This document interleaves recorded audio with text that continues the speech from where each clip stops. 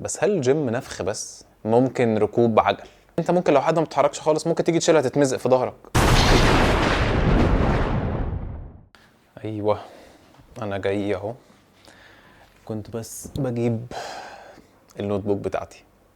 تقريبا كل الناس جربت تروح الجيم، بس هل الجيم نفخ بس؟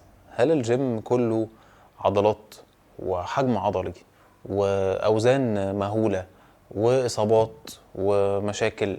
هل الجيم هو ده الشكل الوحيد ليه؟ هل دي الحاجة الوحيدة اللي احنا عارفينها وفاهمينها عن الجيم؟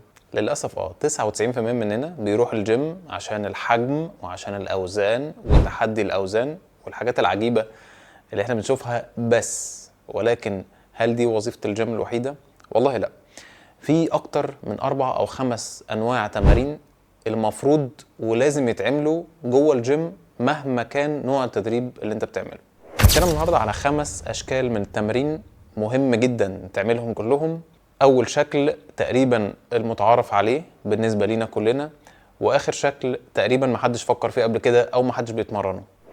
اول حاجه وهو المتعارف عليه في الجيم هو التضخيم. ما هو التضخيم؟ ان انت بتروح تبتدي تشتغل على كل عضلاتك، تحط جدول لكل العضلات اللي في جسمك، جدول يا اما اسبوعي يا اما بتعيده مرتين في الاسبوع.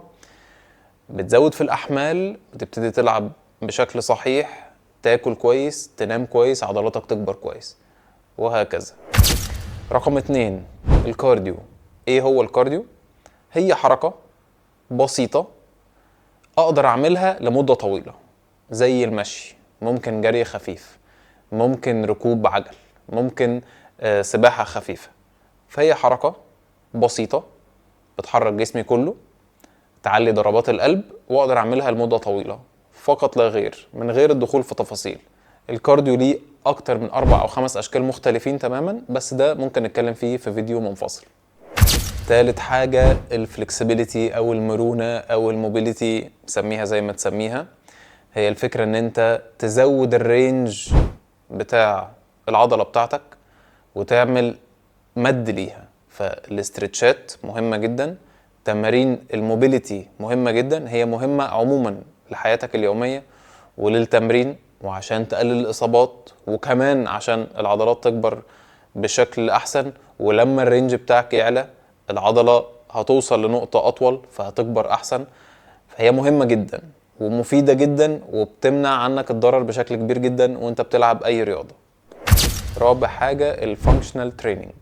هو ببساطة التمارين اللي انت تقدر تعملها في الجيم تخلي الحركات الطبيعية اللي بتعملها في يومك العادي تقدر تعملها ببساطة وبسهولة ومن غير أي ألم.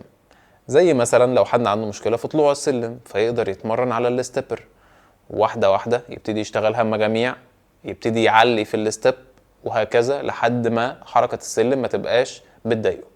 حركات بسيطة قوي في البيت بقى، يعني القارورة بتاعت المية دي، انت ممكن لو حد ما بتتحركش خالص ممكن تيجي تشيلها تتمزق في ظهرك عادي، يعني ده بيحصل. فمثلا لو انت بتلعب ديد ليفت حتى لو باوزان بسيطة، انت عرفت ازاي تنزل وظهرك مفرود، وعرفت ازاي تنزل تعمل حركة الاسكوات مظبوطة وتطلع وانت ظهرك مفرود، فتقدر تشيل الوزن كويس، وهكذا. يعني انا بديكوا امثلة بسيطة في حركات كتير قوي بتقدر تعملها عشان في الاخر حركات يومك العادية تتم بشكل سليم وآمن. خامس حاجة وهي البالانس او التوازن. يعني ايه تتمرن على التوازن؟ يعني بتعمل تمارين بتستفز عضلات جسمك كله في ان انت تقدر تعمل بالانس عشان ما تقعش، بمنتهى البساطة. طب ايه الاهمية في ان انا ما اقعش؟ ايه اهمية البالانس؟ اقول لكم على حاجة. لو انت حد كبير، لو انت عندك 50 او 60 سنة، لا قدر الله لو وقعت الموضوع بيبقى بشع واصابته بتبقى بشع. فان انت من وانت صغير تبتدي تتمرن على البالانس وان انت تحسن التوازن بتاعك، ده هيساعدك كتير قوي لما تكبر.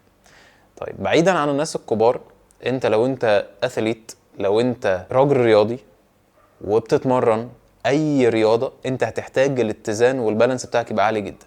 لو انت بتلعب كورة هتحتاج ان انت ما تقعش، ولو في اي حاجة حصلت تقدر توزن نفسك. لو انت بتلعب اي لعبة قتالية دي يعني مقتل بقى، يعني لو وقعت بيبقى نهارك مش فايت، فلازم تتمرن على البالانس كويس. لو بنت بتلعب باليه او جمباز، البالانس ده حاجة مهمة جدا. فانت بتعمل حركات تستفز فيها جسمك ان هو يبتدي يعمل البالانس، وبالتدريج بتبتدي تعمل اصعب فاصعب فاصعب، فيبقى عندك البالانس والتوازن مظبوط واحسن من الاول.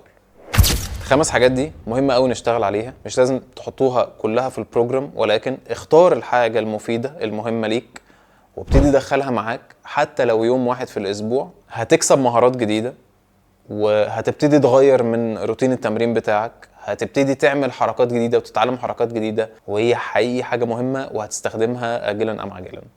أشوفكم في فيديو جاي. سلام.